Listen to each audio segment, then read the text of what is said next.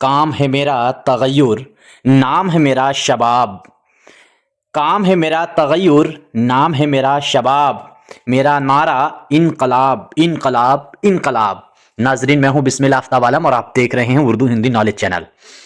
आइए next video जो हमारी है उसी में आज वीडियो में बात करते हैं। मैंने पिछली ही वीडियो में आपको क्वेश्चन दे दिया था और ये जो है यूपी एलटी ग्रेड का जो मेंस का एग्जाम होगा, जो भी लोग फाइनल में पहुंच रहे हैं, मैंने कई बार कहा था कि लगभग 70 से प्लस वाले सारे फाइनल में मुझे तो नजर आ रहे हैं। बाकी थोड़ा ऊपर नीचे हो सकता है, लेकिन 70 अगर नंबर आपके हैं तो आप फिर फाइनल की तैयारी की तरफ नजर उठाएं। और दूसरी बात एक और भी याद रखने की है कि आपको जीआईसी का भी एग्जाम देना है, तो रिटर्न होने वाला है, तो ये आपका दोनों में काम चल जाएगा। सवाल पिछली वीडियो में मैंने आपको दिया था, मैं सवाल आखिर में दे देता हूं। और मेरा अपना नजरिया तैयारी कराने का यह है कि उस पर सबसे पहले आप नोट अपने आप लिखिए और 200 अल्फाजों में 250 अल्फाजों में लिखने को, बात को कंप्लीट करने की कोशिश कीजिए। पिछली वीडियो में मैंने सवाल दिया था कि दुर्गा सहाय, दिस इज मोस्ट इंपॉर्टेंट है, उत्तर प्रदेश के अंदर ऐसे नामों को जरूर उर्दू में तैयार कीजिएगा जो हिंदू मजहब से थे और उर्दू में जिन्होंने काम किया। तो दुर्गा सहाय सुरूर जहांवादी पीलीभीत में पैदा हुए थे। इनकी नज्म थी अरुस्से हुब्बे वतन। आपको मालूम होना चाहिए, बहुत से बच्चों को तो ये नज्म ही नहीं मालूम होगी कि इनकी है। इसका खुलासा अपने अल्फाजों में तहरीर करना था। आप इस चैनल पर पहली बार आए हैं तो चैनल को सब्सक्राइब कर लीजिए। पूरी तैयारी फ्री में कराई जाएगी, क्योंकि मैं सारी चीज फ्री आपके सामने लेकर के आता हूं, कोई फीस नहीं है। हाँ, जीआईसी और यूपीटीजीटी का अगर एग्जाम देना है तो अपनी किताब शाहीन खरीद सकते हैं। उसमें प्रैक्टिस सेट भी दिए गए हैं 20, बाकी नोट्स दिए गए हैं। स्क्रीन पे नंबर है, उस पर कॉन्टेक्ट करके मशवरा ले सकते हैं। आइए खुलासे पे बात करते हैं कि दुर्गा सहाय सुरूर को अपने वतन से इश्क और मोहब्बत थी।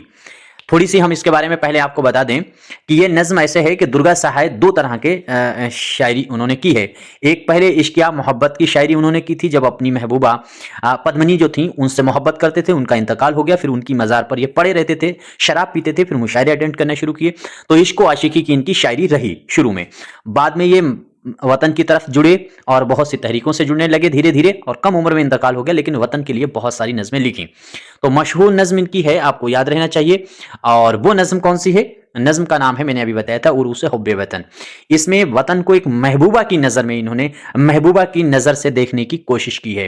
पुराने ज़माने में जब हिंदुस्तान आज़ाद होने वाला था या आज़ादी के लिए लड़ाइयाँ लड़ी जा रही थी, तो कोई वतन को दोस्त की नज़र से देखता था, कोई वतन को जो है क्रांति को, हिंदी में दरअसल ये मैथोलॉजी जो है वो हिंदी की है।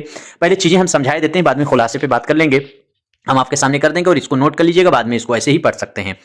तो 1857 की क्रांति हुई या रिवोल्यूशन जो हुए, 1857 की क्रांति या उसके आगे पीछे बाद में जो हुए हैं, तो उस टाइम पर जो क्रांतिकारी जो हुआ करते थे वो दरअसल अपने नजर से वतन को जो है वो महबूबा कहा करते थे, कभी कभी क्रांति को अपनी महबूबा कहा करते थे। इसीलिए आपने गाने सुने होंगे जो वतन पर लिखे गए हैं, मैं रंग दे बसंती चोला। तो रंग दे बसंती चोला का मतलब ही यही है कि बसंती का रंग दे चोला, अपनी महबूबा की नजर से, दृष्टि से हिंदुस्तान की क्रांति और आजादी को देख रहे थे। इस टॉपिक पर मैंने भी 2017 में, आई थिंक जब 2017 में हम बीए के स्टूडेंट थे फाइनल में, तो मेरी एक किताब आई थी, उस किताब में एक नज्म थी, पुस्तक मेरी प्रेमिका है। तो मैंने भी इस टॉपिक पर लिखी है नज्म, वो हिंदी में है दरअसल, और हिंदी में कई जगह उसको पढ़ाया गया है। आइए टॉपिक पर हम बात करते हैं। तो वही चीज जो मैंने इसका बैकग्राउंड छोटा हल्का फुल्का बता दिया है, अगर बाई चांस आपको ना ये अल्फाज याद रहें और पेपर में अगर आ भी जाए, तो इस तरह से कहानी बना करके भी इस पर लिख सकते हो। ऐसा कुछ नहीं है कि क्वेश्चन छोड़ के निकल लो। राइटिंग अच्छी रखना, जुमले अच्छे रखना, नंबर मिलेगा। देखिए पहले पढ़ लेते हैं और फिर बात करते हैं। दुर्गा सहाय सुरूर को अपने वतन से इश्क और मोहब्बत थी। उन्होंने अपने वतन से ज्यादा खूबसूरत किसी चीज को नहीं माना। तो किसी भी चीज को खूबसूरत अपने वतन से ज्यादा नहीं माना, और साथ ही साथ में उन्होंने वतन को दुल्हन माना। मैंने क्या कहा? दुल्हन या महबूबा की नजर से। सुरूर कहते हैं कि ऐ उरूस हुए वतन, यानी अपने देश के लिए कह रहे हैं, वतन तू मुझे मेरी आंखों में, तुझे मेरी आंखें ढूंढ रही हैं, तुझे जो है वो मेरी आंखें ढूंढ रही हैं और खूबसूरत। अच्छा, तो यहां पर एक चीज देखिए कि वतन क्या कहीं खो गया है जो आंखें ढूंढेंगी? ये सवाल खड़ा हो सकता है। अगर तनकीदी नजर में ये अगर सवाल घुमा कर पूछ लिया जाए, देखिए हम कोशिश करते हैं कि आप बहुत अच्छा तैयार कर पाएं। अगर सवाल ये पूछ लिया जाए कि दुर्गा सहाय सुरूर जहांवादी की नज्म है और उसे हुब्बे वतन का, उसका तनकीदी जायजा पेश कीजिए, तो यहीं से तनकीद आप पकड़ सकते हैं इस नज्म के अंदर कि ये क्या कह रहे हैं कि तुझे मेरी आंखें ढूंढ रही हैं। तो वतन जो है, वो मुल्क जो है, वो एक जगह पर रहने वाली चीज है, वो खो नहीं गया है। तो इस पॉइंट को भी तनकीदी नजर में आप ऐड कर सकते हैं। जब इनका तनकीदी जायजा पेश करेंगे तो हम इनको अलग तरह से इन नज़म का खुलासा आपके सामने रखेंगे। अभी तो मरकजी ख्याल और उसकी मोटी बातें समझते हैं। तो इसमें क्या है, मुझे समझते रहना, आप अपने आप ही एक तसलसल के साथ इसको पढ़ लेना बाद में। तो मेरी आंखें तुझे ढूंढ रही हैं और खूबसूरत तस्वीर बनकर मेरे सामने आ। अब यहां पे देखिए, मैंने एक चीज आपके सामने लगाई है, ये लगाया है जिसको हम लोग कहते हैं बिस्मियानी बोधक चिन्ह। बिस्मियानी बोधक चिन्ह का मतलब ये होता है, हिंदी में कहते हैं, हिंदी मुझे अच्छी आती है बट उर्दू मुझे अच्छी आती नहीं है, आपकी दुआ से सीख रहा हूं।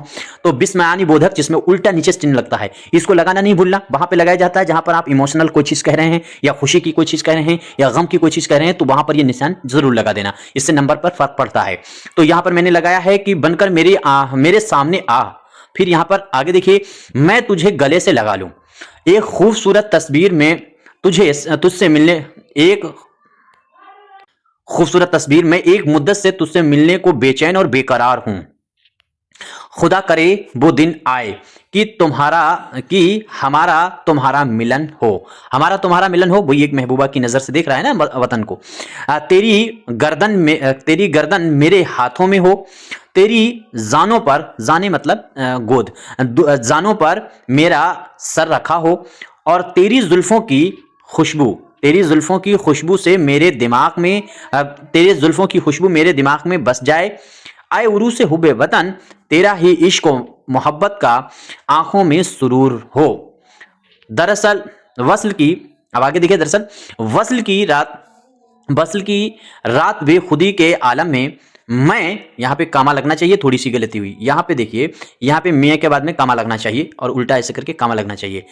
देखिए यहां पर पढ़ के देख लीजिए आप भी। वस्ल की रात बेखुदी के आलम में मैं, आलम में, मैं के बाद में मैं, अब अपने लिए कह रहा है, मैं तुझसे लिपटूं, वो पांव बेकरार हो जाएं, वो पांव बेकार हो जाएं जो तेरी तलाश में ना फिरें। अगर मुझको तेरे सिवा किसी की आरजू हो तो मेरी दुनिया और आखिरत खराब हो जाए। ये सारी बातें नज़्म में कही गई हैं। नज़्म को अगर चाहें तो पढ़ लीजिए, नज़्म हम आपको दिखा देंगे। मेरा खुलासा जो चीज़ आएगी हम वही बात करते हैं। अगर मैं हुरों की ख्वाहिश करूं, मरने के बाद जैसा होता है, हुरों की ख्वाहिश करूं तो मैं जहन्नुमी बनूं। सुरूर मजीद आगे कहते हैं कि तेरे इश्क का तरीका और तेरी मोहब्बत मेरा ईमान है। तेरी मोहब्बत किसका? वतन की मोहब्बत को बता रहे हैं, मेरा ईमान है और वतन मेरे लिए खूबसूरत माशूक है। तो खूबसूरत माशूक बताया है वतन को। इस तरह इस नज़म में सुरूर ने वतन को अपनी माशूक और दुल्हन की नज़र से देखा और उसकी इज्जत व अजमत इस तरह से अपने दिल में बताई है जिस तरह से एक हसीन माशूक की एक आशिक के दिल में होती है। उम्मीद करता हूं समझ में आया होगा। अगली वीडियो में हम जो बात करेंगे, बहुत इंपॉर्टेंट टॉपिक पे बात करेंगे, इसे नोट कर लीजिएगा टॉपिक को। और ये टॉपिक थोड़ा सा हमने घुमा दिया है। अख्तर शिरानी की नज्म निगारी पर मुख्तसर तौर पर एक नोट आपको लिखना है, ये आप पहले नोट कर लीजिए। देखिए आखिर में सवाल होता है। अब अगर आप चैनल पर नए हैं तो चैनल पर सब्सक्राइब करके जुड़ जाइए। किसी की भी उर्दू की तैयारी करें, जीके जीएस की भी हम तैयारी कराएंगे, उर्दू की भी तैयारी कराएंगे। किताब बस आप ले सकते हैं, बाकी सारी चीज फ्री होगी। दूसरी चीज, अच्छा लगे तो लाइक कीजिए, वरना आप डिसलाइक कीजिए।